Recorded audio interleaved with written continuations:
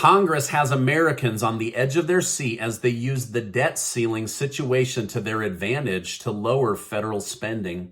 The U.S. government is more dependent on Putin and Russia than they will ever admit to the American public. And Harvard professor Dershowitz says neither Biden nor Trump will get in trouble for classified documents. Plus, new Twitter files prove Pfizer and others deceived the American people and called for cancel culture to attack and deplatform certain political voices. Thank you so much for liking and sharing these videos. It really helps me out here right on YouTube. All right, now a new batch of Twitter files were just released. Investigative journalist Li Feng detailed how pharmaceutical companies pressured Twitter to censor certain tweets. He stated, "That brings us to Twitter. The global lobbying blitz includes direct pressure on social media. BioNTech, which developed Pfizer's vaccine, reached out to Twitter to request that Twitter directly censor users tweeting at them about asking for generic low-cost vaccines. Just as we saw with the Democrat Party before, pharmaceutical companies also requested Twitter censor content and posts or block them from trending. Pfizer specifically wanted any negative tweet about them, their drugs, or their company removed, even if they were true. They also specifically targeted people and companies that shed light on what was going on with their vaccines and other drugs during the lockdowns." Also, did you know that former FDA head Dr. Scott Gottlieb, that pushed over and over and over again for people to get the Pfizer shot or be shunned or to lose their job, was secretly being paid $360,000 a year to push Pfizer on the American people? He's now one of the head board members for the Pfizer board. So Pfizer was giving this guy $30,000 a month to pretend to give unbiased medical information, but at the end of the day, he was trying to control the Pfizer narrative and push you into Pfizer products. Major media outlets are now demanding that the courts release who put up the bond for disgraced CEO Sam Bankman-Fried from FTX. The media outlets, including CNBC and Bloomberg, have argued that this is a massive Ponzi scheme. Therefore, the American people deserve to know who's trying to cover it up. Supporters of this view say the SBF didn't do anything despicable, and so there wouldn't be any harm in releasing who is secretly behind putting up all the money for protecting him in the courts. However, SBF's parents have said that they've had to hire security because of an increase in death threats, and so I'll continue to keep you updated on that. Russia has confirmed it plans to grow its armed forces to 1 million to 1.5 million Russians. Russian President Vladimir Putin's spokesman explained the increase was necessary because the proxy war includes elements of indirect participation in military action, elements of economic war, financial war, and law war. Just recently, Russia accused the West of using Ukraine as a tool to weaken Russia. While this may be true to some extent, Russia has to accept some responsibility that they are the ones that in fact started the war. But they're basically saying, now that this has been revealed to be NATO versus Russia versus Ukraine versus Russia, we now need to amplify and increase the Russian Federation army.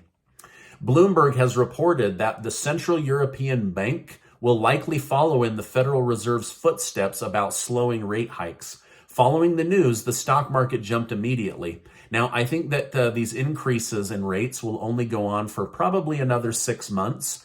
But after that, they will likely hold until 2024 or 2025. So I don't think they'll increase them much more by June, but they'll probably hold them in order to keep inflation down and to make bottom lines healthier in the banking industry.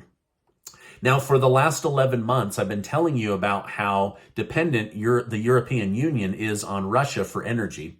We've seen European energy bills jump by 600% or more. Meanwhile, China is getting as much ultra cheap energy from Russia as they can get, since they aren't a part of NATO or part of the Putin pressure campaign.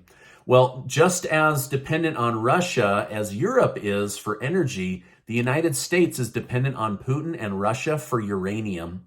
20% of Americans get energy from nuclear energy production and uranium, but we source almost all of our uranium from Putin and from Russia. The United States sources none of their own uranium. In fact, this burgeoning industry that years ago had thousands and thousands of scientists and intelligent people working on it now has just over 200 people in the nuclear field.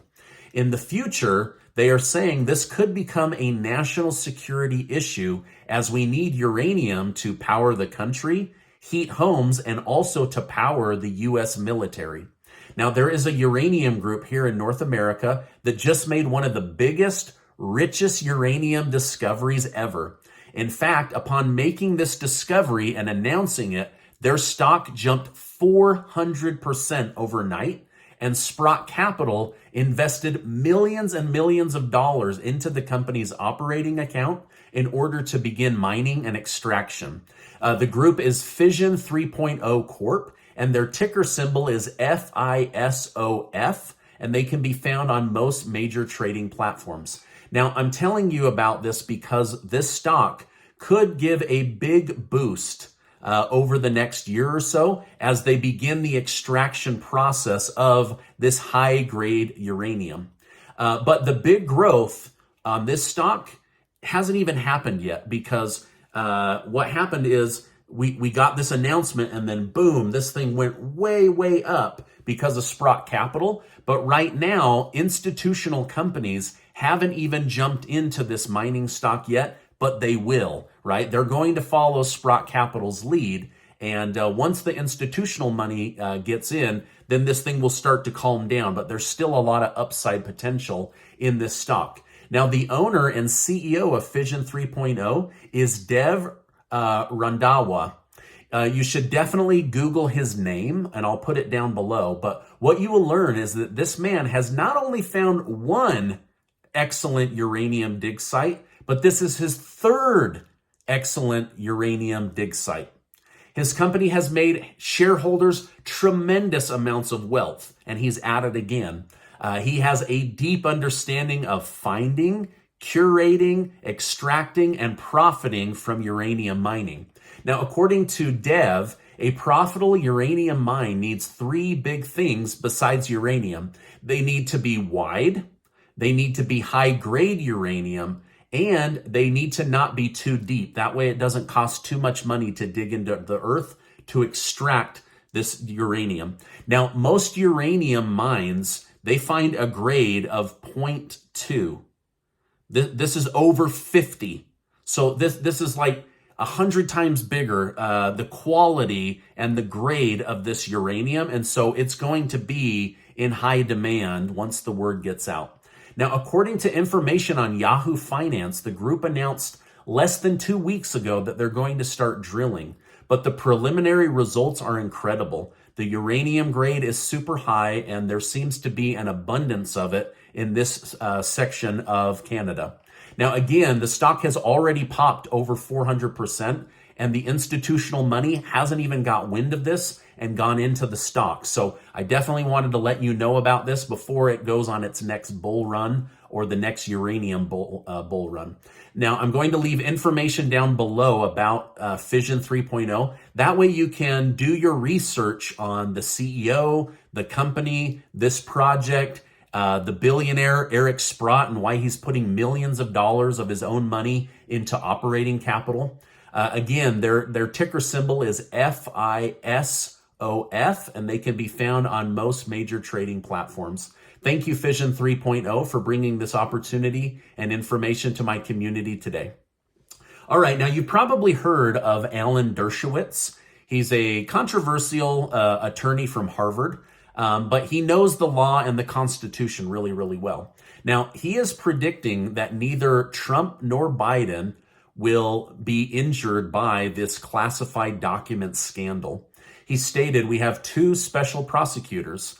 They were appointed because if you're going to appoint one against somebody who's running for president, you should appoint another one for the other person who's running for president. Neither will recommend prosecution. And if either of them does, Garland will overrule them and there will be no prosecution. Probably the law will be changed and we'll see now a new process by which the archives come to the House and remove everything, the White House, and remove everything the day the president leaves the White House. I think we will see this change." So basically what he's saying is they're going to say there's not really a precedence for this. You did this and you did this, so it cancels out. But going forward, the National Archive, they need to come in and extract, and this doesn't need to be a big FBI news story. They just need to come get their documents and move on. This is his prediction, and this was in the news today.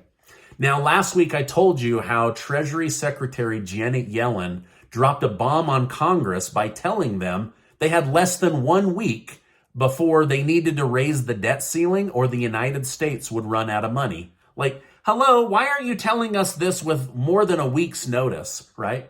Republicans under McCarthy will likely use this situation to their advantage to force budget cuts on Democrats and the federal government, right? Republicans have contributed to this bloated budget, but they're going to specifically try to leverage this against the government in order to lower these budgets and federal spending.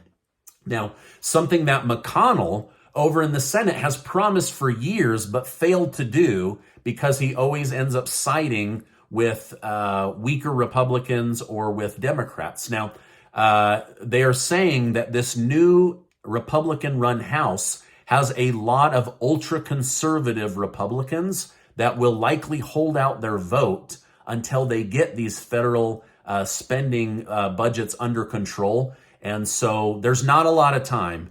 Now, not increasing the budget enough or not lowering the spending enough puts the country in danger of not having funding for the military, not having funding for Social Security and SSI and disability and veteran benefits, not having funding for Medicaid and Medicare. Also, they could default on interest owned here at home to the American people, as well as foreigners who invested in the United States and are owed interest. So this is a big, big deal. And unfortunately, Congress puts the American people on pins and needles like every 90 days because they just keep kicking the can down the road. Now, no politician wants to cut spending or make budget restrictions because it's extremely unpopular and you don't get voted for. But the government has an extremely bloated budget, and the national debt is over $31 trillion. So I'll keep you in the loop on what Congress decides to do, but we are days away from them needing to make a decision, and right now they are not on the same page. Okay, now going back to FTX and to Congress, it's now come out that 196 members of Congress received stolen money from Sam Bankman-Fried of FTX. He was likely trying to buy favor, or if things blew up in his face like it has, for them to be lenient on him. But 196 people. We've never had so much dirty money get people into Congress, and it's really, really disappointing. But most of them didn't know, but it'll be interesting to see what they all do. Now, Casey and I are doing a giveaway. We're giving away $5,000 in cash to 10 of you. 10 of you are going to win $500 plus coaching from me on your financial situation or your get out of debt plan. And we're so excited to be able to do that. I'll make sure to leave a link below. Now, before you go, I want to remind you that you are amazing. I appreciate you being in my community. Make sure to check out this super important video and get subscribed to the channel, and I'll see you on the next video.